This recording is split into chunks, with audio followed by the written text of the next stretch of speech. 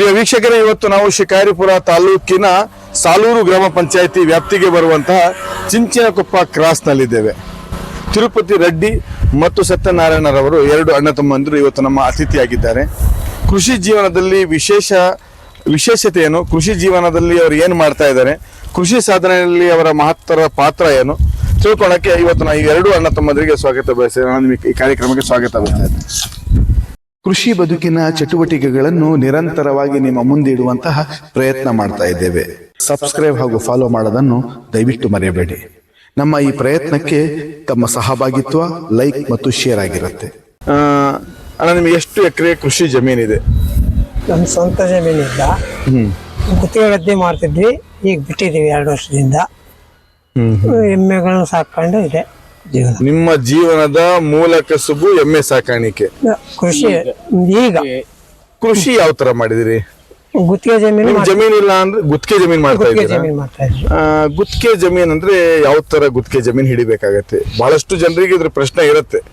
General ಪ್ರಶ್ನೆ, ಗುತ್ತಿಗೆ ಜಮೀನ್ ಮಾಡೋರು ಅಂದ್ರೆ ಯಾವ ತರ ಗುತ್ತಿಗೆ ಜಮೀನ್ ಹಿಡಿತೀರಿ ನೀವು? ಎಕರೆಗೆ 7 ಕ್ವಿಂಟಾಲು 8 ಕ್ವಿಂಟಾಲು ಈ ಲೆಕ್ಕದಲ್ಲಿ. ಏನ್ ಆ ಬೆಳೆ ಬೆಳೀತಾ ಇದ್ದೀರಿ, ಆ ಬೆಳೆ ಕ್ವಿಂಟಾಲ್ ಗಟ್ಲೆ ಕೊಟ್ಟಿ ಈಗ ಎಷ್ಟು ಎಕರೆವರೆಗೆ ಗರಿಷ್ಠ ಮಟ್ಟದಲ್ಲಿ ನೀವು ಹಿಡಿದಿದ್ದೀರಿ? 3 ಎಕರೆ ಲಾಸ್ಟ್. 3 ಎಕರೆ. ಏನು ಭತ್ತ ಬೆಳಿತೀರೋ, ಜೋಳ ಬೆಳಿತೀರೋ, ಏನ್ ಬೆಳೆ ನಿಮ್ದು? ಭತ್ತನೇ ಮೂಲ ಬೆಳೆ. ಈಗ ಭತ್ತ ಬೆಳೆದ್ರೆ ಎಕರೆಗೆ ಎಷ್ಟು ಕೊಡ್ತೀರಿ? ಎಕರೆಗೆ 7 ಕ್ವಿಂಟಾಲು 8 ಕ್ವಿಂಟಾಲು 7-8 ಕ್ವಿಂಟಲ್ ಕೊಡ್ತಾ ಇದ್ದೀರಿ. ನಿಮ್ಮ ಜೀವನದ ಮುಖ್ಯ ಉದ್ಯೋಗ ಏನು? ಕೃಷಿ ಅಲ್ಲದೆ ಮತ್ತೇನು ಮುಖ್ಯ ಉದ್ಯೋಗ? ಎಮ್ಮೆ ಸಾಕಾಣಿಕೆ. ಎಷ್ಟು ಎಮ್ಮೆ ಸಾಕ್ತಾ ಇದ್ದೀರಿ? ಒಂದು 6 ಎಮ್ಮೆ ಇದಾವೆ. ಬಹಳ ಜನ ಸಿಂಧಿ ದನ, ಮಲೆನಾಡ್ ಗಿಡ್ಡ ಮತ್ತೆ ನಿಮ್ಮ ಹಳ್ಳಿ ಕಾರು ಈ ತರ ಸಾಕ್ತಾ ಇರ್ಬೇಕಾದ್ರೆ ನೀವು ಎಮ್ಮೆ ಯಾಕೆ ಸಾಕ್ತಾ ಇದ್ದೀರ ಅನ್ನೋ ಪ್ರಶ್ನೆ ನಂದು. ನಮಗೆ ಮೇಯ್ನು ಇವು ಆಕಳುಗಳು ಸಾಕೋದಕ್ಕೆ ಜಾಗ ಇಲ್ಲ. ಅವಕ್ಕೆ ಬಹಳ ದನ ಸಾಕಣೆ ಮತ್ತೆ ಎಮ್ಮೆ ಸಾಕಣೆಯಲ್ಲಿರೋ ವ್ಯತ್ಯಾಸ ಏನು? ಎಮ್ಮೆ ಈಗ ಬಿಸಿಲಲ್ಲಾದ್ರೂ ಮಳೆಯಲ್ಲಾದ್ರೂ ಕೆಸರಲ್ಲಾದ್ರೂ ಏನ್ ತೊಂದರೆ ಇಲ್ಲದೆ ಇರ್ತವೆ. ಆಕಳುಗಳು ಹಂಗಲ್ಲ. ಏನಾಗತ್ತೆ? ಸ್ವಲ್ಪ ಕೆಸರಲ್ಲಿದ್ರು ಕೂಡ ಆಟೋಮೆಟಿಕ್ ಆಗಿ ರೋಗಗಳು ಸ್ಟಾರ್ಟ್ ಆಗ್ತವೆ. ಓಹೋ, ದನ ಕರೆಗಳು ಕೆಸರು ಗಿಸ್ರು ಕಟ್ಟಿದ್ರೆ ರೋಗ ಸ್ಟಾರ್ಟ್ ಆಗುತ್ತೆ. ಕಾಲ್ ಬೇನೆ ಏನೋ ಬರುತ್ತೆ, ಅದಕ್ಕೆ ಬರೋದು. ಅದು ಬಿಸಿಲಲ್ಲಿ ಕಟ್ಟಕ್ ಬರಲ್ಲ ದನಕ್ಕೆ. ಅದೇ ಹೇಳಿದ್ನಲ್ಲ, ಈಗ ದನಗಳು ಅಂದ್ರೆ ಎಲ್ಲವೂ ದನಗಳೇ ಬರ್ತವೆ. ಆಕಳುಗಳು ಹೆಚ್ಚಿನ ಮಳೆಗೂ ತಡೆಯಲ್ಲ, ಬಿಸಿಲಿಗೂ ತಡೆಯಲ್ಲ. ಹಂಗಾಗಿ ನಾವು ಇದರಲ್ಲಿ ಎಮ್ಮೆ ಸಾಕಾಣಿಕೆಯಲ್ಲೇ ಸ್ವಲ್ಪ ಅನುಕೂಲ ಇದೆ ನಮಗೆ. ಎಲ್ಲಿ ಕಟ್ಟಿದ್ರು ಇರ್ತವೆ, ಮಳೆಗೂ ತಡಿತವೆ, ಬಿಸಿಲಿಗೂ ತಡಿತವೆ, ಮತ್ತು ಮೇಯಿಸ್ಕೊಂಬರಕ್ಕೂ ಅನುಕೂಲ ಆಗತ್ತೆ ನಮಗೆ. ಇಲ್ಲಿ ಹಳ್ಳ ಕೊಳ್ಳದಾಗಿ ಯಾವ್ದಾರ ಗದ್ದಾಗೆ ಮೇಯಿಸ್ಕೊಂಬರ್ಬೋದು. ಆಕಳನ್ನ ಆ ತರ ಮೇಯ್ಸಕ್ಕೆ ಆಗಲ್ಲ. ಈಗ ನಾವು ಇತ್ತೀಚಿನ ದಿನಗಳಲ್ಲಿ ಒಂದು ಪ್ರಶ್ನೆ ಕೇಳ್ತೀವಿ. ಯಾವ್ದಾದ್ರು ರೈತರ ಹತ್ರ ಹೋದ್ರೆ, ಕೃಷಿಕರ ಹತ್ರ ಹೋದ್ರೆ ಒಂದು ವಿಭಾಗದ ಸಂಪೂರ್ಣ ಮಾಹಿತಿ ಕೇಳಕ್ ಬಯಸ್ತೀವಿ. ಈಗ ನಾವು ನಿಮ್ಮ ಹತ್ರ ನಿಮ್ ಜೀವನದ ಅನುಭವದಲ್ಲಿ ಯಾವ ಮಾಹಿತಿ ಸಂಪೂರ್ಣವಾಗಿ ಪಡಿಬಹುದು?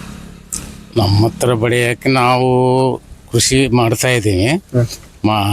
ನಮ್ದು ಇದೆ ಕೃಷಿ, ಆದರೆ ನಮ್ಮ ತಮ್ಮವ್ರಿಗೆ ಜಮೀನು ಇದ್ದಿಲ್ಲ. ಅವ್ರು ಮೂಲತಃ ನಮ್ಮ ಬೇರೆ ಕಡೆಯಿಂದ ಬಂದೀವಿ. ನಾವು ಮೂಲತಃ ನಮ್ಮದು ದಾವಣಗೆರೆ ತಾಲೂಕ. ಇವರು ನಾವು ಇತ್ಲಾಗ ಬಂದ ಮೇಲೆ ಅವ್ರನ್ನೂ ಕರ್ಕೊಂಡ್ ಬಂದ್ವಿ. ಇವರು ವ್ಯವಸಾಯ ಇದ್ದಾಗ ಅವ್ರಿಗೆ ಉಳಿತಾಯ ಆಗಲಿಲ್ಲ, ವ್ಯವಸಾಯದಲ್ಲಿ ಲಾಭ ಅಂತ ಆಗಲಿಲ್ಲ. ಗುತ್ತಿಗೆ ಅವ್ರಿಗೆ 10 ಚೀಲ ಅವ್ರಿಗೆ ಕೊಡ್ಬೇಕು. ಅವ್ರು ಬೆಳೆಯೋದು 20-30 ಚೀಲ ಬೆಳೆದ್ರೆ ಅರ್ಧ ಅವ್ರಿಗೆ ಹೋಗುತ್ತೆ. ಹೋದಾಗೆ ರೈತರಿಗೆ ಏನು ಉಳಿಯಲ್ಲ. ಏನೋ ಒಂದ್ ಸ್ವಲ್ಪ ಹುಲ್ಲು ಉಳಿತೈತೆ, ಅದು ಬಿಟ್ಟು ಬೇರೆ ಉಳಿತಿದ್ದಲ್ಲ, ಜಮೀನ್ ಬಿಡ್ತದೆ ಆಗುತ್ತೆ. ಹಂಗಾಗಿ ನಾವು ಈ ಎಮ್ಮೆದು ಸ್ವಲ್ಪ ಚೆನ್ನಾಗಿರ್ಬೋದು ಅನ್ನೋ ಲೆಕ್ಕಕ್ಕೆ ಫಸ್ಟ್ 1-2 ಎಮ್ಮೆ ತಂದು ಕಟ್ಟಿದ್ವಿ. 2ರಿಂದ ಈಗ 7-8 ಆಗಿದಾವ್ರಿ. ಎಮ್ಮೆಯ ಬಗ್ಗೆ ಸಂಪೂರ್ಣ ಮಾಹಿತಿ ಕೊಡ್ಬೋದಾ ನೀವು? ನಾವು ಕೊಡಕ್ಕೆ ಏನಿದೆ ಅದರಲ್ಲಿ, ಎಮ್ಮೆದು ಜಾಸ್ತಿ ಮಾಹಿತಿ ಬೇಕಾಗಿಲ್ಲ. ಇದಕ್ಕೆ ಸಾಕಬಹುದು ಆರಾಮಾಗಿ. ಇನ್ನು ಆಕಳುಗಳದಾವಲ್ಲ, ಅದ್ರ ಬಗ್ಗೆ ಸ್ವಲ್ಪ ಮಾಹಿತಿ ಜಾಸ್ತಿ ಬೇಕು. ಆಮೇಲೆ ಡಾಕ್ಟರ್ ಒಬ್ರು ಇರ್ಲೇಬೇಕು ಅದಕ್ಕೆ. ಜಾಸ್ತಿ 7-8 ಆಕಳು ಅದಾವ ಅಂದ್ರೆ ಒಬ್ಬ ಡಾಕ್ಟರ್ ಇರ್ಲೇಬೇಕು. ನಿಮ್ಮ ಮಾಹಿತಿ ಪ್ರಕಾರ ಎಮ್ಮೆ ಯಾರು ಬೇಕಾದ್ರೂ ಸಾಕ್ಬೋದು, ದನ ಸಾಕೋದಾದ್ರೆ ತುಂಬಾ ಕಷ್ಟ ಇದೆ. ಆಕಳನ್ನ ಸಾಕೋದು ಕಷ್ಟ ಇದೆ. ಬಹಳ ಸೂಕ್ಷ್ಮ ಸೂಕ್ಷ್ಮ ಜಾತಿ ಜಾತಿ ಆಕಳುಗಳು. ಆಕಳುಗಳು. ಎಮ್ಮೆಗಳು ಹಂಗಲ್ಲ, ಎಂತ ಚಳಿ ಗಾಳಿ ಮಳೆಗೂ ಕೂಡ ತಡಿತವೆ. ಆಕಳುಗಳು ಹಂಗಲ್ಲ. ಈಗ ಎಮ್ಮೆ ನೀವು ಎಷ್ಟು ಎಮ್ಮೆಯಿಂದ ಪ್ರಾರಂಭ ಮಾಡಿದ್ರಿ? ಅಷ್ಟು ಎರಡೇ ಎಮ್ಮೆ, ಅಷ್ಟು ಎರಡೇ ಎಮ್ಮೆಯಿಂದ. ಈ ಎಮ್ಮೆ ಎರಡೇ ಎಮ್ಮೆಯಿಂದ ಇಬ್ರು ಸೇರಿ ಸಾಕ್ತಾ ಇರೋದು ಇಲ್ಲ, ಅಥವಾ ನಿಮ್ಮ ಅವರು ತಮ್ಮ ಮಾತ್ರ? ಅವರೊಬ್ಬರೇ. ನೀವು ಎಮ್ಮೆ ಸಾಕ್ತಾ ಇದ್ದೀರಿ. ಎಷ್ಟು ಎಮ್ಮೆಯಿಂದ ಪ್ರಾರಂಭ ಮಾಡಿದ್ರಿ ಸತ್ಯನಾರಾಯಣರವರೇ? 2 ಎಮ್ಮೆ. 2 ಎಮ್ಮೆ. ಒಬ್ಬ ಎಮ್ಮೆ ಸಾಕ್ಬೇಕು ಅಂತ ಆಯ್ತು. ಈಗ ಮಾಹಿತಿ ಏನು ಬೇಡ ಅಂತ ಹೇಳಿದ್ರು ಸ್ವಲ್ಪ ಮಾಹಿತಿ ಬೇಕಾಗ್ಬೋದು. ಹೌದು. ಒಂದು ಎಮ್ಮೆ ಸಾಕಕ್ಕೆ ಮೂಲ ಅವನಿಗೆ ಏನ್ ಬೇಕು? ಒಳ್ಳೆ ಕೊಟ್ಟಿಗೆ ಬೇಕು. ಫಸ್ಟ್ ಆಫ್ ಆಲ್ ಕೊಟ್ಟಿಗೆ, ಹುಲ್ಲು ಬೇಕು, ಕೊಟ್ಟಿಗೆ ಇರ್ಬೇಕು. ಬಿಟ್ಟು ಸಾಕ್ತೀರಿ ನೀವು? ಅವು ರಾತ್ರಿ ಎಲ್ಲ ಕಟ್ಟಿದೆ, ಆಮೇಲೆ ಹಗಲೊತ್ತೆಲ್ಲ ಬಿಟ್ಕೊಂಡು ಹೋಗಿ ಮೇಯಿಸ್ಕೊಂಡ್ ಬಂದು. ಕಟ್ಟಿದಿರಲ್ಲ ಯಾಕೆ? ಇವತ್ತು ಏನೋ ಒಂದು ಕಾರ್ಯ ಇದೆ, ನಾವು ಬರ್ತೀವಿ ಅಂತ ಏನಾದ್ರು ಈ ತರ ಕಟ್ಟಿಟ್ಟು ಏನೋ ಇರ್ಬೋದು, ಅದು ಇರ್ಬೋದು, ಬೈ ಚಾನ್ಸ್ ಅದು ಇರ್ಬೋದು. ಸಾಂದರ್ಭಿಕವಾಗಿ ನಮಿಗೋಸ್ಕರ ಕಟ್ಟಿದ್ದೀರಿ ಅಂತ ಅನಿಸ್ತತಿ ಈಗ ನಮಗೆ. ಎಷ್ಟು ದಿನ ಬಿಟ್ಟಿದ್ರಿ ನೀವು? ಇವತ್ತೇ ಕಟ್ಟಿದ್ದೀರಿ? ಏನು ನಮ್ಮ ಮಲೆನಾಡ ಕನ್ನಡಿಗ ಚಾನೆಲ್ ಅಲ್ಲಿ ನಿಮ್ ಎಮ್ಮೆ ಎಲ್ಲ ಬರೋದಿದೆ. ಮತ್ತೊಂದು ಏನಂತ ಹೇಳಿದ್ರೆ, ಕೃಷಿಕರು ಸಂಕಷ್ಟದಿಂದ ಮೇಲು ಬರಕ್ಕೆ ಎಮ್ಮೆಯ ಪಾತ್ರ ಎಷ್ಟಿದೆ? ಬಹಳ ಇದೆ. ಯಾಕಂದ್ರೆ ನೀವು ಎಷ್ಟೇ ಜಮೀನು ಮಾಡಿದ್ರು, ಗುತ್ತಿಗೆನಿರ್ಲಿ ಸ್ವಂತದ್ದಾರಿರ್ಲಿ ಇದ್ರೂ ಕೂಡ ಹೈನುಗಾರಿಕೆ ಇರ್ಬೋದು ಮನೆಯಲ್ಲಿ. ಇದ್ರೆ ಮನೆ ಕೆಲಸ, ಮನೆ ಖರ್ಚು ವೆಚ್ಚಗಳು ಹೋಗ್ತವೆ. ಆಮೇಲೆ ನಮಗೆ ಈ ಸಗಣಿ ಗೊಬ್ಬರ ಇದು ಇದೆಯಲ್ಲ, ಗದ್ದೆಗಳಿಗೆ ಬೇಕಾಗತ್ತೆ ಸಗಣಿ ಗೊಬ್ಬರ. ಅದು ಕೃಷಿ ಜಮೀನ್ ಇಲ್ಲ ಅಂದ್ರ ಮೇಲೆ ನೀವು ಗೊಬ್ಬರ ಯಾರಿಗ್ ಮಾರ್ತೀರಿ? ಇಲ್ಲಿ ಗೊಬ್ಬರಕ್ಕೆ ಒಳ್ಳೆ ಬೇಡಿಕೆ ಇದೆ. ತೋಟಗಳು ಬಹಳ ಅದಾವ, ಅಡಿಕೆ ತೋಟ ಬಹಳ ಇರೋದ್ರಿಂದ ಗೊಬ್ಬರಕ್ಕೆ, ಸಗಣಿ ಗೊಬ್ಬರ ಮಾಡೋರು ಹಸಿ ಗೊಬ್ಬರ ಅಂತ ಮಾರ್ತಾರೆ, ಕೆಲವರು ಮಣ್ಣು ಮಿಕ್ಸ್ ಮಾಡಿ ಮಾರ್ತಾರೆ. ಯಾವ ತರ ಗೊಬ್ಬರ ಮಾರಬೇಕು? ಒಳ್ಳೆ ಗೊಬ್ಬರನೇ ಮಾರಬೇಕು. ಹಸಿ ಗೊಬ್ಬರ ತರ ಹಸಿ ಗೊಬ್ಬರ ಪ್ಯೂರ್ ಗೊಬ್ಬರ ರೈಟು, ಮಿಕ್ಸ್ ಗೊಬ್ಬರಕ್ಕೆ ಏನ್ ರೈಟು? ಈಗ ನಡೀತಾ ಇರೋದು ಪ್ಯೂರ್ ಗೊಬ್ಬರಕ್ಕೂ ಒಂದು ಟ್ಯಾಕ್ಟ್ರಿ ಲೋಡಿಗೆ 5,000 ರಿಂದ 6,000 ಇದೆ ಈಗ. ಒಂದು ವರ್ಷದಲ್ಲಿ ಒಂದು ಎಮ್ಮೆಯಿಂದ ವರ್ಷಕ್ಕೆ ಎಷ್ಟು ಗೊಬ್ಬರ ಶೇಖರಣೆ ಆಗ್ಬೋದು? ಒಂದು ಟ್ಯಾಕ್ಟ್ರಿ ಅಂದಾಜಲ್ಲಾದ್ರೆ ಒಂದು ಟ್ಯಾಕ್ಟ್ರಿ ಗೊಬ್ಬರ ಶೇಖರಣೆ ಮಾಡಕ್ಕೆ ಎಷ್ಟು ಎಮ್ಮೆ ಅವಶ್ಯಕತೆ ಇರುತ್ತೆ? ಒಂದು ಟ್ಯಾಕ್ಟ್ರಿಗೆ ಅಂದ್ರೆ ಒಂದು ಎಮ್ಮೆಗೆ ಒಂದು ವರ್ಷಕ್ಕೆ ಸುಮಾರು ಒಂದು 4 ಟ್ಯಾಕ್ಟ್ರಿ ಆಗಲ್ಲ. ಇಲ್ಲ, ನೀವೊಂದು 7 ಹೇಳ್ಬೇಕು. ಒಂದು 7 ಎಮ್ಮೆ ಇದೆ, 7 ಎಮ್ಮೆಯಿಂದ ಇಷ್ಟು ಟ್ಯಾಕ್ಟ್ರಿ ಆಗತ್ತೆ ಅಂತ ಹೇಳಿದ್ರೆ ಅದು ಕ್ಯಾಲ್ಕುಲೇಷನ್ ಆಗುತ್ತೆ. ವರ್ಷಕ್ಕೆ ಒಂದು 8 ಒಂದು 9 10 ಇಟ್ಕೊಳ್ರೆ ಉದಾಹರಣೆಗೆ ನಿಮ್ಮ ಹತ್ರ 7 ಎಮ್ಮೆ ಇದೆ. ಈ 7 ಎಮ್ಮೆಯಿಂದ ಎಷ್ಟು ಟ್ಯಾಕ್ಟ್ರಿ ಗೊಬ್ಬರ ವರ್ಷಕ್ಕೆ ಆಗತ್ತೆ? 10 ಟ್ರ್ಯಾಕ್ಟರ್. 10 ಟ್ಯಾಕ್ಟ್ರಿ. ಲೆಕ್ಕಾಚಾರದಲ್ಲಿ 2 ಎಮ್ಮೆಗೆ 1 ಟ್ಯಾಕ್ಟ್ರಿ ಗೊಬ್ಬರ ಇಲ್ಲ ಜಾಸ್ತಿ ಆಗತ್ತೆ. ಎಷ್ಟಿನ ಆಗತ್ತೆ? 1.5 ಎಕರೆ 1 ಟ್ಯಾಕ್ಟ್ರಿ ಆಗ್ಬೋದಾ 2 ಎಮ್ಮೆಯಿಂದ? ಆ ಲೆಕ್ಕಾಚಾರ ಗೊಬ್ಬರದಿಂದ 5 ರಿಂದ 10,000 ರೂಪಾಯಿ ಲಾಭ ಒಂದ್ ಎಮ್ಮೆ ಕೊಡುತ್ತೆ. ಗೊಬ್ಬರದಿಂದ, ಸಗಣಿ ಗೊಬ್ಬರದಿಂದ ಅಷ್ಟು. ಒಂದು ಎಮ್ಮೆ ಎಷ್ಟು ಲೀಟರ್ ವರೆಗೆ ಹಾಲು ಕೊಡ್ಬೋದು? ಅದು ತಳಿ ಮೇಲೆ ಹೋಗುತ್ತದು. ನಿಮ್ದು ಯಾವ ತಳಿ? ನಾವೀಗ ಈ ತಳಿ ಒಂದೊತ್ತಿಗೆ ಒಂದು 5 ಲೀಟರ್ ಕೊಡೋ ಸಾಧ್ಯತೆ ಇದೆ. ಬೆಳಗ್ಗೆ 5, ಮಧ್ಯಾಹ್ನ 5, ಮಧ್ಯಾಹ್ನ ಒಂದು 3-4, ಸಾಯಂಕಾಲ 5 ಲೀಟರ್. ಬೆಳಗ್ಗೆ 7 ಗಂಟೆಗೆ ಕರಿತೀವಿ, ಒಂದು 5 ಲೀಟರ್ ಕೊಡುತ್ತೆ. ಸಾಯಂಕಾಲ ಆದ್ರೆ ಒಂದು 3-3.5 ಲೀಟರ್. ದಿನಕ್ಕೆ 8 ಲೀಟರ್, 8 ರಿಂದ 9 ಲೀಟರ್. ಈಗ ನಿಮ್ಮ ಹತ್ರ ಇರೋ 7 ಎಮ್ಮೆ ಒಳಗೆ ಎಷ್ಟು ಎಮ್ಮೆ ಹಾಲು ಕೊಡುತ್ತೆ? 2 ಎಮ್ಮೆ ಹಾಲು. ಕಂಟಿನ್ಯೂ ಅಂದ್ರೆ 2. ಇಡೀ ವರ್ಷ ಲೆಕ್ಕಾಚಾರದಲ್ಲಿ ಎಮ್ಮೆ 2 ಎಮ್ಮೆ ಯಾವಾಗ್ಲೂ ಹಾಲು ಕೊಡ್ತಾ ಇರಬೇಕು. ಒಂದು ಎಮ್ಮೆ ಹಾಲು ಕೊಡಕ್ ಪ್ರಾರಂಭ ಮಾಡಿದ್ರೆ ಎಷ್ಟು ತಿಂಗಳವರೆಗೆ ಹಾಲು ಕೊಡುತ್ತೆ? ಒಂದು 10 ತಿಂಗಳು, 8 ರಿಂದ 10 ತಿಂಗಳು. ಆ ಲೆಕ್ಕಾಚಾರದಲ್ಲಿ ಪ್ರತಿ ವರ್ಷ ಒಂದು ಎಮ್ಮೆ ನಿಮಗೆ ಹಾಲಿನೊಳಗೆ ಇರ್ತೀರಿ ನೀವು. ಪ್ರತಿ ವರ್ಷನೂ ಹಾಲು ಇರತ್ತೆ ನಿಮ್ಮ ಹತ್ರ. ಈಗ ನೀವು ಹಾಲು ಡೈರಿಗೆ ಹಾಕ್ತಾ ಇದ್ದೀರೋ ಮನೆಗೆ ಕೊಡ್ತೀರೋ? ಎಮ್ಮೆ ಹಾಲು ಆಕಳ ಹಾಲು ನಂಗೆ ಡೈರಿಗೆ ವರ್ಕೌಟ್ ಆಗಲ್ಲ, ಮನೆಗಳಿಗೆ ಕೊಡ್ತೀವಿ. ಏನ್ ಲೀಟರ್ ನಡೀತಾ ಇದೆ ಈಗ? 35 ರಿಂದ 40. ಕರ್ದಂಗೆ 50 ರೂಪಾಯಿ ಲೀಟ್ರು. ಕರ್ದಿ ಒಂದು ತೊಟ್ಟು ನೀರ್ ಸೇರ್ಸಿಲ್ಲ ಅಂತ ಹೇಳಿದ್ರೆ 50 ರೂಪಾಯಿ.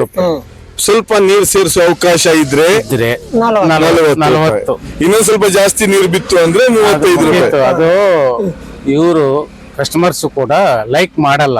ಹಾಲು ಹಾಲು ಮಾರೋದ್ರೊಳಗೆ ತುಂಬಾ ಕಷ್ಟ ಇದೆ ಅಂತಾರೆ. ಅದು ಇದೆ. ಏನ್ ಕಷ್ಟಗಳಿವೆ ನಿಮ್ಮ ಜೀವನದಲ್ಲಿ? ನಾವಂದ್ರೆ ಪ್ಯೂರ್ ಹಾಲೇ ಕೊಡೋದು ಜಾಸ್ತಿ, ಯಾಕಂದ್ರೆ ನೀರ್ ಸೇರ್ಸಲ್ಲ ನೀವು? ಸೇರ್ಸಲ್ಲ. 50 ರೂಪಾಯಿ ಕೊಡ್ತಾರಾ? ನಮಗೆ ಕಸ್ಟಮರ್ಸ್ ಇಂಪಾರ್ಟೆಂಟ್. ಅದು ಬೇರೆ, ನಮಗೆ ಸಾಲೂರು ಎಲ್ಲ ಬೇಕಾದರು ಅವ್ರಿಗೆ ನಾವು ಪ್ಯೂರ್ ಹಾಲೇ ಕೊಡ್ತೀವಿ, ಸಾಧ್ಯವಾದಷ್ಟು ಪ್ಯೂರೇ. ತಿರುಪತಿ ಅಣ್ಣವರು ಯಾವುದೇ ಕಾರಣಕ್ಕೂ ಹಾಲಿಗೆ ನೀರು ಸೇರ್ಸಲ್ಲ ಅನ್ನೋ ನಂಬಿಕೆ ಇದೆ. ಕರೆಕ್ಟ್ ಇದೆ. ಸತ್ಯನಾರಾಯಣರವರು ನಿಜವಾಗ್ಲೂ ಒಳ್ಳೆ ಹಾಲು ಕೊಡ್ತಾರೆ ಅಂತ ನಂಬಿಕೆ ಉಳಿಸ್ಕೊಂಡ್ ಬಂದಿದ್ದೀವಿ. ಈ ನಂಬಿಕೆಯಲ್ಲಿ ಎಷ್ಟು ಪ್ರಮಾಣ ನೀವು ಸತ್ಯವಾಗಿದ್ದೀರಿ? ಈಗ ನಡುವೆ ಈಗ ಸಪೋಸ್ ಈಗ ಒಂದು 6 ತಿಂಗಳು ಹಾಲು ನಿಂತಿತ್ತು ಅಂತ ಇಟ್ಕೊಳ್ರಿ, ಕಸ್ಟಮರ್ಸ್ ಏನ್ ಮಾಡ್ತಾರೆ, ಮತ್ತೆ ನಮಗೆ ಕೇಳ್ತಾರೆ, ಮತ್ತೆ ಯಾವಾಗ ಕೊಡ್ತೀರಾ ನಾವು ಈ ಕರ ಆಗ್ತಾ ಅಂದಾಗ ಹೇಳ್ದಾಗ ಅವ್ರು ಬೇರೆ ಹತ್ರ ತಗೊಂಡಿರ್ತಾರ, ಅದ್ ನಿಲ್ಸ್ಬಿಟ್ಟು ನಮ್ಮ ಹತ್ರ ತಗೋತಾರೆ. ತಗೊಂತಾ ಇದ್ರು ಸಹ ನಿಲ್ಲಿಸ್ತಾರೆ. ಅಷ್ಟು ವಿಶ್ವಾಸ ಗಳಿಸಿದಿರಿ. ನಿಮ್ಮ ನಂಬಿಕೆಗೆ ಎಷ್ಟು ಪ್ರಮಾಣದಲ್ಲಿ ನಂಬಿಕೆಯಲ್ಲಿ ಉಳಿಸ್ಕೊಂಡಿದ್ದೀರಿ? 90% ಉಳಿಸ್ಕೊಂಡಿದ್ದೀವಿ. 90%. ಇನ್ 10% ಯಾಕೆ ಉಳ್ಸಕ್ಕಾಗಿಲ್ಲ? ಇರುತ್ತೆ, ಸಂದರ್ಭ ಇರ್ತತೆ, ಅದನ್ನ ಹೇಳಕ್ಕಾಗಲ್ಲ. ಸಾಂದರ್ಭಿಕ ವ್ಯವಹಾರವಾಗಿ ಕಷ್ಟ ಕಾಲ ಬಂದಾಗ ಸ್ವಲ್ಪ ಹೆಚ್ಚು ಕಮ್ಮಿ ಆಗಿರುತ್ತೆ, ಮನುಷ್ಯನ ಸಹಜ ಗುಣ. ಈಗ ನೀವು ಈ ಎಮ್ಮೆ ಸಾಕ್ತಾ ಎಷ್ಟು ವರ್ಷ ಆಯ್ತು? 10 ವರ್ಷ, 7-8 ವರ್ಷ ಮೇಲೆ ಆಯ್ತು. 10 ವರ್ಷ ಅಂತ ಇಟ್ಕೊಂಡು ಏನ್ ಸಾಧನೆ ಮಾಡಿದಿರಿ ಎಮ್ಮೆ ಸಾಕಿ? ಸಾಧನೆ ಅಂದ್ರೆ ಕುಟುಂಬ, ಮಕ್ಕಳ ವಿದ್ಯಾಭ್ಯಾಸ, ಮನೆ ಕಟ್ಕೊಂಡಿದೀವಿ. ಅದೇ ಒಂದ್ ಮನೆ ಕಟ್ಕೊಂಡಿದ್ದಾರೆ. ಮನೆ ಕಟ್ಟಿದಿರಿ, ಹಾಲ್ ಮಾರ್ ಮನೆ ಕಟ್ಟಿದಿರಿ. ಹಾಲ್ ಮಾರಿ ಜೀವನ ಕಟ್ಕೊಳಕ್ ಆಗತ್ತೆ ಅಂತ ಹೇಳ್ತಾರೆ, ಸತ್ಯನಾ? ಪಕ್ಕ. ಹಾಲ್ ಮಾರೋರು ಯಾವತ್ತೂ ಬಡವರಾಗಿರಕ್ ಸಾಧ್ಯ ಇಲ್ಲ ಅಂತಾರೆ, ಹೌದಾ? ಹೌದು. ನಿಮ್ಮ ಜೀವನದಲ್ಲಿ ನಿಮ್ಮ ಯಶಸ್ಸಿನ ಹಿಂದೆ ಯಾರಿದ್ದಾರೆ ಅಂತ ಹೇಳಿದ್ರೆ ಯಾರ ಹೆಸರು ಹೇಳಕ್ ಇಷ್ಟಪಡ್ತೀರಿ? ಈಗ ಮನೆಯವರ ಸಪೋರ್ಟ್ ಬೇಕೇ ಬೇಕಾಗತ್ತೆ. ಯಾರು ನಿಮ್ಮ ಮನೆಯೊಳಗೆ ನಿಮ್ಮ ಕಷ್ಟ ಕಾಲಕ್ಕೆ ಬಂದವ್ರು ನಿಮ್ಮ ಮನೆಯಲ್ಲಿ ಯಾರು? ನಮ್ಮ ಮನೆಯವರಾಗ್ಲಿ, ಮಕ್ಕಳಾಗಿರ್ಬೋದು. ಆಮೇಲೆ ಈಗ ನಮಗೆ ಈಗ ಒಂದು 4 ತಿಂಗಳು ಹಾಲಿಲ್ಲ ಅಂದ್ರೂ ಕೂಡ ನೆಕ್ಸ್ಟ್ ಹಾಲು ತಗೊಂತಿದ್ದಾರೆ ಅಂದ್ರೆ ಕಸ್ಟಮರ್ಸೇ ಇರ್ಬೋದು. ಇವರೆಲ್ಲರ ಸಪೋರ್ಟ್ ಮೇಲೆ ನಿಮಗೆ ಕಾದಿ ಹಾಲು ತಗೊಂಡವರು ಸಹ ನಿಮ್ ಬೆನ್ನೆಲುಬಾಗಿ ನಿಂತಿದ್ದಾರೆ. ಈಗ ಕಷ್ಟ ಕಾಲಕ್ಕೆ ಈಗ ಸಪೋಸ್ ಒಂದು 5-10 ಸಾವಿರ ಬೇಕಾಗಿರುತ್ತೆ ಅಂತ ಇಟ್ಕೊಳ್ರಿ, ಒಂದು 6-10 ದಿನದಲ್ಲಿ ಕೊಡ್ರಿ ಅಂದ್ರೆ ಕೊಡ್ತಾರೆ. ಆ ತರ ನಿಮಗೆ ನಂಬಿ ಜನ 5-10 ಸಾವಿರ ದುಡ್ಡು ಕೊಡ್ತಾರೆ. ನಿಮ್ಮ ಜೀವನದಲ್ಲಿ ಕಷ್ಟ ಅನುಭವಿಸಿದ್ದೀರಾ? ಏನ್ ಕಷ್ಟ ನೋಡಿದ್ದೀರಿ? ಕಷ್ಟ ಅಂದ್ರೆ ನಾನಾ ರೀತಿ ಕಷ್ಟ ಅನುಭವಿಸ್ಕೊಂಡು ಒಂದು ಲೆವೆಲಿಗೆ ಬಂದಿದ್ದೀವಿ. ನಿಮ್ಮ ಜೀವನದ ಯಾವ್ದಾದ್ರು ಒಂದು ಕಷ್ಟ ನೆನಪು ಮಾಡ್ರಿ ಅಂತ ಹೇಳಿದ್ರೆ ಸತ್ಯಣ್ಣ ಯಾವ ಕಷ್ಟ ನೆನಪು ಮಾಡ್ತೀರಿ? ನಾವು ಸಣ್ಣ ಮಕ್ಕಳು ಕಟ್ಕೊಂಡು ಅಲ್ಲಿ ನೀವು ಒಂದು ರೋಡ್ ಕ್ರಾಸ್ ಮಾಡಿದ್ರಲ್ಲ ಮೋರಿ ಹತ್ರ, ಚಿಕ್ಕದಾಗಿ ಒಂದು ತಗಡಿನ ಶೆಡ್ ಹಾಕೊಂಡು ಅದರಲ್ಲಿ ಇದ್ದಿದ್ದು ಒಂದು ಕಷ್ಟ ಜೀವನ. ತಗಡ ಶೆಡ್ ಮನೆಯಿಂದ ಪ್ರಾರಂಭವಾದ ಜೀವನ ಎಲ್ಲಿ ಬಂದಿತ್ತಿದೆ? ಒಂದು ಬಿಲ್ಡಿಂಗ್ ಅನ್ನೋದು ಕಟ್ಕೊಂಡು ಒಂದು ನೆಲೆ ನಿಂತಿದ್ದೀವಿ ಅಂತ ಹೇಳಕ್ ಇಷ್ಟಪಡ್ತೀನಿ ನಾನು. ಬಿಲ್ಡಿಂಗ್ ಅಲ್ಲಿ ಬಂದು ಚೇರ್ ಅಲ್ಲಿ ಕುತ್ತಿ ಮೇಲ್ ನೋಡಿದಾಗ ಏನ್ ಅನ್ಸತ್ತೆ? ಕಷ್ಟಕ್ಕೆ ಪ್ರತಿಫಲ ಅನ್ನೋದು ಸಿಕ್ತಲ್ಲ ಅನ್ನೋದು ಒಂದು. ಕಷ್ಟದಲ್ಲಿ ಹತ್ತಿದ್ದೀರಾ ಯಾವತ್ತಾದ್ರೂ? ಹಳದು ಈಗ ರೈತರು ಅಂದ್ಮೇಲೆ ಕಷ್ಟ ಸುಖ ಇದ್ದಿದ್ದೆ. ಸುಖ ಬಂದಾಗ ಹಿಗ್ತಾರೆ, ಕಷ್ಟ ಬಂದಾಗ ಆತ್ಮಾವಲೋಕನ ಮಾಡ್ತಾರೆ. ಈ ಜೀವನದಲ್ಲಿ ನೀವು ಆತ್ಮಾವಲೋಕನ ಏನ್ ಮಾಡ್ಕೊಂಡು ಮುಂದೆ ಬಂದ್ರಿ? ನಾವು ಎರಡು ಈಕ್ವಲ್ ಆಗಿ ತಗೊಂಡಿದ್ದೀವಿ. ಕಷ್ಟ ಸುಖ. ಕಷ್ಟಕ್ಕೂ ನಾವು ಇದಾಗ್ಲಿಲ್ಲ, ಸುಖಕ್ಕೂ ಯಾವತ್ತು. ಇವತ್ತು ನಿಮ್ಮ ಮನೆಯಲ್ಲಿ ಏನೋ ಹಬ್ಬ ಇದೆ, ಏನ್ ಹಬ್ಬ? ಹಬ್ಬ ಏನಿಲ್ಲ, ಕೆಲವರು ಗೆಸ್ಟ್ಗಳು ಬರೋರಿದ್ದಾರೆ, ಹಂಗಾಗಿ ಮೇಲೆ ಫೋನ್ ಮಾಡ್ತಿದ್ದಾರೆ. ಅಣ್ಣ, ನಿಮ್ ಜೀವನದಲ್ಲಿ ಏನಾದ್ರು ಕಷ್ಟಪಟ್ಟಿದ್ದೀರಾ? ನಾವು ಕಷ್ಟಪಟ್ಟಿಲ್ಲ. ಏನ್ ಕಷ್ಟಪಟ್ಟಿದ್ದೀರಿ? ಪಟ್ಟಿಲ್ಲ, ಏನು ಕಷ್ಟಪಟ್ಟಿಲ್ಲ, ಸುಖವಾಗಿ ಜೀವನ ತೆಗೆದಿದ್ದೀರಿ. ಯಾಕಂದ್ರೆ ನಮ್ ಆಸ್ತಿ ಇದೆ. ಆಸ್ತಿ ಇದೆ ಫಸ್ಟ್ ಇಂದಲ್ಲ, ನಮ್ಮ ತಂದೆಯರು ಮಾಡಿದ್ದ ಆಸ್ತಿ ನಾವು ಉಳಿಸ್ಕೊಂಡ್ ಬಂದಿದ್ದೀವಿ. ಅದರಲ್ಲೇ ಮಕ್ಕಳಿಗೆ ಓದಿಸಿ ಅವ್ರಿಗೂ ನೌಕರಿ ಕೊಡಿಸಿ ಏನ್ ನೌಕರಿಲಿದ್ದಾರೆ ಮಕ್ಕಳು? ಒಬ್ರು ಇಂಜಿನಿಯರ್ ಆಗಿದ್ದಾರೆ, ಒಬ್ರು ಮೆಡಿಕಲ್ ಇದ್ರಾಗಿದ್ದಾರೆ, ಮೆಡಿಕಲ್ ಆಫೀಸರ್ ಆಗಿದ್ದಾರೆ, ಒಬ್ಬರು ಮೆಕ್ಯಾನಿಕಲ್ ಇಲ್ಲೇ ಲೋಕಲ್ ಆಗಿ ಮೆಕ್ಯಾನಿಕ್ ಮಾಡ್ತಾನೆ ಒಬ್ಬನು. ಎಮ್ಮೆ ಜೀವನದಲ್ಲಿ ರೋಗ ರುಜಿನ ಅಂತ ಅಂದ್ರೆ ಏನ್ ಬರುತ್ತೆ? ಹೆಚ್ಚಲು ಬರುತ್ತೆ, ಬಹಳ ಕಡಿಮೆ. ಆಕಳುಗಳಿಗೆ ಹೋಲಿಸಿದ್ರೆ ಉಳಿಕೆದ್ದೆಲ್ಲ ಅಷ್ಟಾಗಿ ಏನು. ಆಕಳಿಗೂ ಎಮ್ಮೆಗೂ ಲಾಭಾಂಶದಲ್ಲಿ ಏನ್ ವ್ಯತ್ಯಾಸ ಇದೆ? ಒಂದ್ ಹೆಜ್ಜೆ ಲಾಭ ಎಮ್ಮೆಯಲ್ಲಿ ಅಂತೀರಾ ಅಥವಾ ಆಕಳಲ್ಲಿ ಲಾಭ ಲಾಭ ಅನ್ನೋದಕ್ಕಿನ್ನ ಎಮ್ಮೆದ್ರಾಗೆ ಈಸಿ ಮೆಥಡ್ ಇದು. ಎಮ್ಮೆಗಳಿಗೂ ಅದರಷ್ಟು ಇದು ಏನು ಟೆನ್ಷನ್ ಇರಲ್ಲ. ಅವಕ್ಕೆ ಎಮ್ಮೆಯಲ್ಲಿ ಟೆನ್ಷನ್ ಜಾಸ್ತಿ ಇರಲ್ಲ. ಅವಕ್ಕೆ ಇರ್ತೈತ್ರಿ. ಯಾಕಂದ್ರೆ ಸಣ್ಣ ಒಂದು ಗಾಯ ಆದ್ರೂ ಆಕಳಿಗೆ ಜಲ್ದಿ ಮಾಯಲ್ಲ. ಅದು ಕಂಪಲ್ಸರಿ ಡಾಕ್ಟರ್ ಬೇಕೇ ಬೇಕಾದಕ್ಕೊಬ್ರು. ನಾವೇನೋ ಒಂದ್ 7-8 ಕಟ್ಟಿದ್ವಿ. ಲಾಭಾಂಶದಲ್ಲಿ ನಾವು ಹೋಲಿಕೆ ಮಾಡಿದ್ರೆ ಎಮ್ಮೆಯಲ್ಲಿ ಬರುವಂತ ಗಳಿಕೆ ಜಾಸ್ತಿನೋ ದನದಲ್ಲಿ ಬರೋ ಆಕಳಲ್ಲಿ ಬರೋ ಲಾಭಾಂಶ ಜಾಸ್ತಿನೋ? ಆಕಳುಗಳಲ್ಲೇ ಲಾಭಾಂಶ ಜಾಸ್ತಿ ಇರುತ್ತೆ, ಅಷ್ಟೇ ಖರ್ಚು ಕೂಡ ಇರುತ್ತೆ. ಖರ್ಚು ವೆಚ್ಚದ ಲೆಕ್ಕಾಚಾರ ನೋಡಿದ್ರೆ ಎಮ್ಮೆಯಲ್ಲಿ ಕಮ್ಮಿ, ಆಕಳೊಳಗೆ ಜಾಸ್ತಿ. ಲಾಭಾಂಶದ ಲೆಕ್ಕಾಚಾರ ನೋಡಿದ್ರೆ ಆಕಳೊಳಗೆ ಜಾಸ್ತಿ ಮತ್ತೆ ಎಮ್ಮೆಯಲ್ಲಿ ಕಮ್ಮಿ ಆಗುತ್ತೆ. ಈಗ ನಾವು ಒಂದು ಎಮ್ಮೆ ಕರ ಹಾಕೋದು ಎಷ್ಟು ವರ್ಷಕ್ಕೆ ಒಂದ್ಸತಿ ಹಾಕುತ್ತೆ? 1.5 ವರ್ಷ. ಇದು ಸಣ್ಣ ಕರುನಾ? ಸಣ್ಣ ಕರು 3 ರಿಂದ 3.5 4 ವರ್ಷ ಕರು ಹಾಕಿದ್ಮೇಲೆ ಮತ್ತು ಇದಕ್ಕೆ ಬರಕದು ಹೌದು. ಗರ್ಭ ಕಟ್ಟಾಕ ಗರ್ಭಧಾರಣೆ ಮಾಡಿ ಮತ್ತೊಂದು ಕರು ಬರಕ್ಕೆ ಒಂದು ಕರುವಿಂದ ಮತ್ತೊಂದು ಕರು ಮಧ್ಯದಲ್ಲಿರುವ ವರ್ಷಗಳೆಷ್ಟು? 1 ವರ್ಷ. ಕೆಲವು ಬೇಗ ನಿಲ್ತವೆ, ಕೆಲವು ಬೇಗ ನಿಲ್ಲಲ್ಲ. 1.5 ವರ್ಷ ಇರುತ್ತೆ. 2 ವರ್ಷಕ್ಕೆ ಒಂದು ಕರ ಹಾಕ್ಬೋದಾ? ಕಂಪಲ್ಸರಿ 2 ವರ್ಷದ ಸರಾಸರಿ ವರ್ಷದಲ್ಲಿ ಕರು ಹಾಕ್ಬೋದು. ಕರ ಹಾಕಿದ್ರ ನಂತರ ಎಷ್ಟು ತಿಂಗಳವರೆಗೆ ಹಾಲು ಕೊಡತ್ತೆ? 8 ರಿಂದ 10 ತಿಂಗಳು. 10 ತಿಂಗಳು. ಮತ್ತೆ ಬಿಟ್ಟಿ ಮತ್ತೊಂದು 9 ತಿಂಗಳು ಹಾಲು ಕೊಡಲ್ಲ? ಇಲ್ಲ ಅಷ್ಟು ಬೇಕಾಗಿಲ್ಲ. ಅದು 6 ತಿಂಗಳು ಗ್ಯಾಪ್. ಒಂದು 6 ತಿಂಗಳು ಗ್ಯಾಪ್ ಇರುತ್ತೆ. 6 ತಿಂಗಳು ಗ್ಯಾಪ್ ಇರುತ್ತೆ. 6 ತಿಂಗಳ ನಂತರ ಮತ್ತೆ ಕರು ಹಾಕತ್ತೆ, ಮತ್ತೆ ಹಾಲು ಕೊಡತ್ತೆ. ಈ ಎಮ್ಮೆಗಳಿಗೆ ಯಾವ ತರ ಆಹಾರ ಏನೇನ್ ಕೊಡ್ತಾ ಇದ್ರಿ ನೀವು? ಆಹಾರ ಏನಿಲ್ಲ, ಹಸಿ ಹುಲ್ಲು, ಒಣ ಹುಲ್ಲು, ಈ ತರ ಏನ್ ಕೊಡ್ತೀರಿ? ಹಸಿ ಹುಲ್ಲು, ಒಣ ಹುಲ್ಲು ಎರಡು ಕೊಡ್ತೀರಿ? ಕಟ್ ಮಾಡ್ಕೊಡ್ತೀರಾ ಹಂಗೆ ಇಡೀ? ಹಂಗೆ ಇಡೀ ಹಾಕ್ತೀವಿ. ಕೆಲವರೆಲ್ಲ ಕಟ್ ಮಾಡಿ ಮಿಷಿನಿಗೆ ಹಾಕೊಡ್ತಾರಲ್ಲ, ಹಾಕ್ತಾರೆ. ಅವು ಆಕಳಿಗೂ ಹಾಕ್ತಾರೆ ಹೆಚ್ಚಿಗೆ, ಎಮ್ಮೆಗಳಿಗೂ ಆತರ ಏನು ಬೇಕಾಗಿರಲ್ಲ. ಈಗ ನೀವು ಮತ್ತೇನ್ ಕೊಡ್ತೀರಿ? ಏನು ನಿಮ್ದು ಕೊಡೋ ದನಗಳಿಗೆ ಪಾಲಿಸ್ ತೌಡು, ಆಮೇಲೆ ಫುಡ್ ಬರ್ತತಿ, ಡೈರಿಯಿಂದ ಫುಡ್ ಬರ್ತತಿ. ಫುಲ್ ಅಲ್ದೆ ಮತ್ತೇನೇನ್ ಹಾಕೊಡ್ತೀರಿ? ಇದೆ ಪಾಲಿಸ್ ತೌಡು, ಫುಡ್ ಕೊಡ್ತೀವಿ. ಫುಡ್ ಒಂದು ಎಮ್ಮೆಗೆ ಎಷ್ಟು ಕೆಜಿ ಕೊಡ್ಬೇಕಾಗ್ಬೋದು?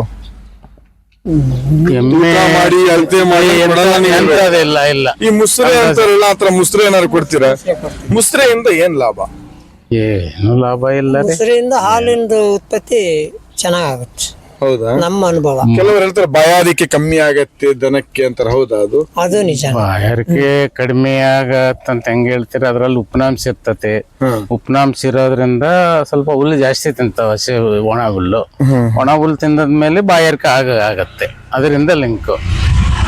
ಸತತ 9 ವರ್ಷದಿಂದ ನೀವು ಎಮ್ಮೆ ಸಾಕಣೆ ಮಾಡ್ತಾ ಇದ್ದೀರಿ. ಎಮ್ಮೆ ಸಾಕಾಣಿಕೆಯಿಂದ ನಿಮ್ಮ ಜೀವನದಲ್ಲಿ ಆದಂತ ಮಹಾ ದೊಡ್ಡ ಪರಿವರ್ತನೆ ಏನು? ಹೌದಪ್ಪ, ಈ ಎಮ್ಮೆ ಸಾಕೋದಿನ್ಮೇಲೆ ಬಿಡಬಾರ್ದು. ಈ 9 ವರ್ಷ ಎಮ್ಮೆ ಸಾಕಾಣಿಕೆ ಮಾಡೋದ್ರೊಳಗೆ ಇದು ಮಾಡ್ಕೊಂಡು ಉಳಿಸ್ಕೊಂಡು ಹೋಗ್ಬೇಕು ಅಂತ ಯಾಕೆ ಮನ್ಸಿಗೆ ಬಂತು ಅಂತ ನನ್ನ ಪ್ರಶ್ನೆ. ನಮಗೆ ಫಸ್ಟ್ ಇಂದಲೂ ಎಮ್ಮೆ ಇದ್ರ ಸಾಕಾಣಿಕೆದಾಗ ಹೋಗ್ತೀರಾ? ಪ್ರಿಯ ವೀಕ್ಷಕರೇ, ನೆಂಟರು ಬಂದಿರೋ ಒತ್ತಡ ಇರೋದ್ರಿಂದ ನಮ್ಮ ಸತ್ಯನಾರಾಯಣ ಅವರು ಹೋಗಿ ಬರ್ತಿದಾರಂತೆ.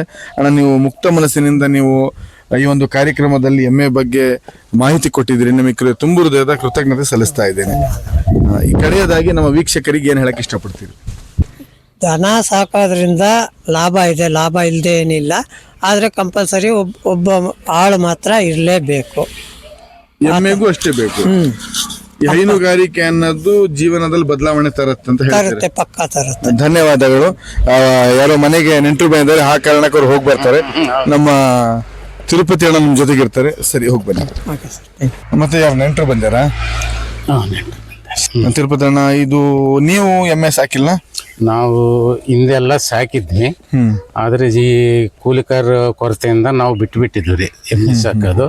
ಏನು ಮನೆ ಬೇಕಾದಷ್ಟು ಒಂದು ಆಕಳು ಮಾತ್ರ ಕಟ್ಕೊಂಡಿದ್ವಿ ಅಷ್ಟೇ. ನಿಮ್ ತಮ್ಮವರಿಗೆ ಎಮ್ಮೆ ಆಸಕ್ತಿ ಜಾಸ್ತಿ ಇದೆ, ಅವ್ರು ಜಾಸ್ತಿ. ಅವರಿಗೆ ಅನುಭವದ ಕೊರತೆ ಆದ್ರೆ ನೀವೇ ಹೇಳ್ಕೊಡಂಗಿದೆ. ನಾವು ಹೇಳ್ಕೊಡ್ತೀನಿ.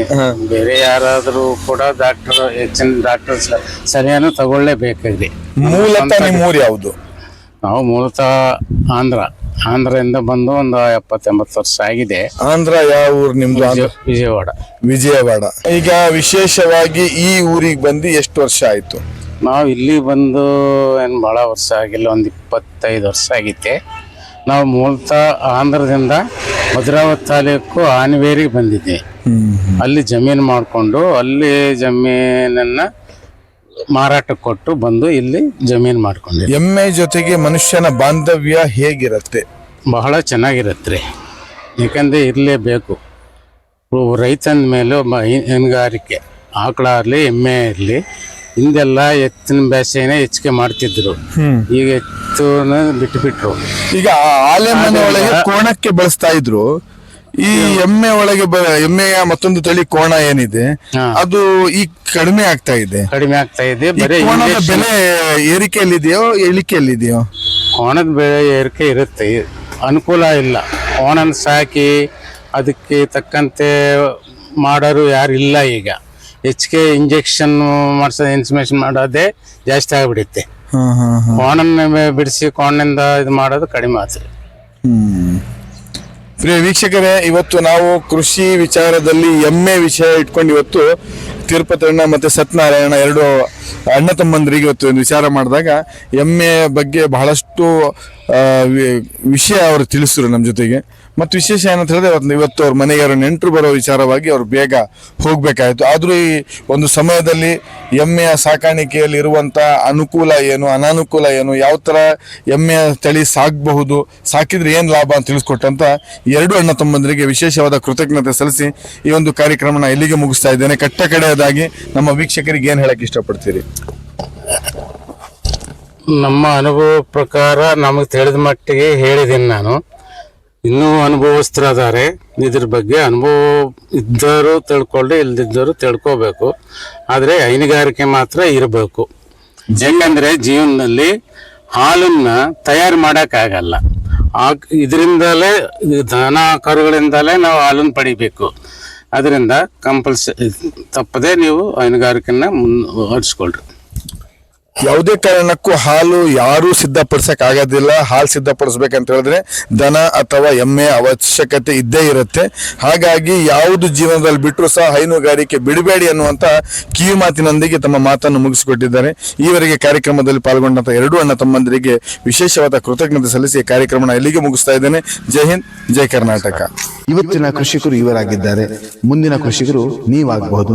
ಅಲ್ಲಿಯವರೆಗೆ ನಮ್ಮೊಂದಿಗೆ ನಿಮ್ಮ ಸಹಕಾರ ಹೀಗೆ ಇರಲಿ ಎಂದು ಆಶಿಸ್ತಾ ವಿರಾಮದೊಂದಿಗೆ ಜೈ ಹಿಂದ್, ಜೈ ಕರ್ನಾಟಕ.